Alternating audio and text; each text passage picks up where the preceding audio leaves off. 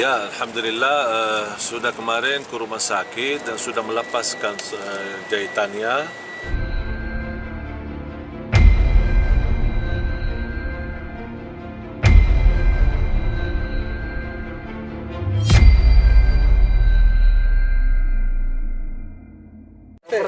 Udah tangan udah lepas ini ya? Ya, Alhamdulillah sudah kemarin ke rumah sakit dan sudah melepaskan jahitannya. Dan Alhamdulillah sudah sangat membaik, sehat walafiat. Ya, biasanya kalau namanya luka, ya mungkin ada sedikit kayak merasa gatal-gatal proses penyembuhan. Ya. Tapi Alhamdulillah sudah saya beraktivitas kembali. Dan insyaAllah hari Rabu saya akan terus berjalan safari dakwah di Batam sama di Malang insyaAllah selama 11 hari. Tapi ada trauma sedikit ya, Teh? Tidak trauma buat apa? Trauma kalau kita takut mati. Dan sebenarnya rasa trauma itu tidak akan menundurkan kematian. Ya, kalau rasa takut, ada rasa takut sebagai manusia. Ya, manusia kita kan wajar kalau ada rasa takut. Tapi jangan berlebih-lebihan rasa takut yang menghambatkan kita beraktivitas. Rasa takut seolah-olah kita bisa terhindar dari kematian. Kalau sudah ditetapkan oleh Allah kematian, ya habis umur, dan mungkin bisa kemana-mana. Makanya saya santai, saya jalan beraktivitas.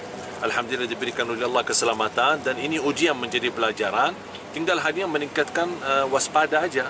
Waspada untuk ke depan menjadi lebih baik dan demi melancarkan dakwah. Jadi lebih minta protokol keamanan lebih nggak sih? Kalau secara pribadi saya tidak pernah minta, tapi Alhamdulillah perhatian dari aparat polisi ketika kemarin habis kejadian. Saya lanjut acara di Lampung, 3 acara habis kejadian, Alhamdulillah dikawal terus. Kemudian saya lanjut di Malang pun sama dapat perhatian dari aparat kepolisian. Dan saya secara pribadi tak pernah minta, tapi ini merupakan sinergi antara polisi dan para da'i yang mudah-mudahan bisa diteruskan supaya bisa bukan hanya untuk Ali Jabir, tapi saya harap untuk seluruh para ulama di Indonesia. Tapi saya udah ketemu sama siapa sendiri, udah pernah ketemu? Belum, saya punya niat insyaAllah selepas safari dakwah saya berkunjung ke Lampung. Saya ada niat berkunjung insyaAllah. Saya kabarnya sudah memaafkan pelaku, seperti apa saya? Harus kita fahami masalah memaafkan secara pribadi, saya tidak ada tuntunan apa-apa, tuduhan apa-apa. Yang saya harap hanya secara hukum tetap diteruskan dan disungguh-sungguhkan. Dan itu prinsip Rasulullah SAW. Ketika bisa kita memaafkan, tapi secara hukum tetap diperlakukan. Artinya, saya tidak punya wewenang untuk ikut campur masalah hukum. Apa yang ditentukan dari segi hukum saya tidak ikut campur, saya pasrah. Tapi secara pribadi saya justru mendoakan semoga Allah ampuni, maka mudah-mudahan Allah anugerahkan dari keturunan beliau, mudah-mudahan menjadi banyak penghafal Al-Quran untuk Indonesia. Untuk pelaku penusukan sendiri dulu katanya fans Ali Jabir juga.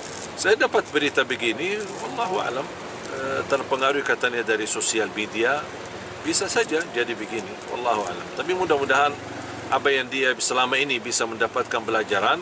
Mungkin salah satu acara di wawancara kalau tidak salah di Fakta TV One, beliau sendiri menyampaikan juga permohonan maaf ketika ditanya gimana sama perilaku, dia bilang sama kurban, dia bilang saya mohon maaf, sama keluarganya pun dia mohon maaf.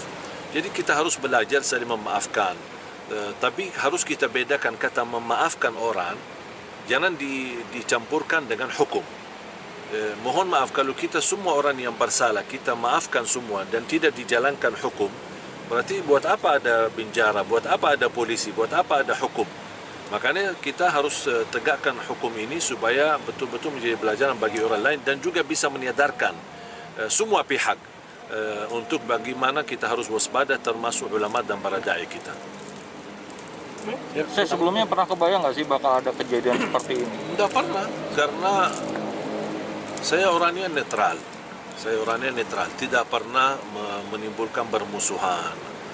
Tidak pernah saya punya perasaan yang tidak enak sama orang atau apalagi menyakiti orang lain. Selalu saya berusaha menjaga. Mungkin ada salah ketika saya berdakwah, mungkin ada salah kata, yang namanya manusia bukan sempurna. Tapi saya tidak punya musuh dimanapun. Saya selalu berbuat baik dan saya meyakini tidak semua masyarakat memiliki pandangan yang baik. Menurut saya ada orang yang suka, ada yang tidak suka. Dan ini menurut saya, bagi saya pribadi bukan target saya.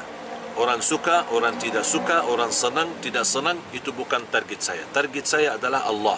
Ridha Allah, Allah senang, Allah suka, sudah. Itu menjadi target saya. Itu yang menjadi nilai yang aku selalu cari.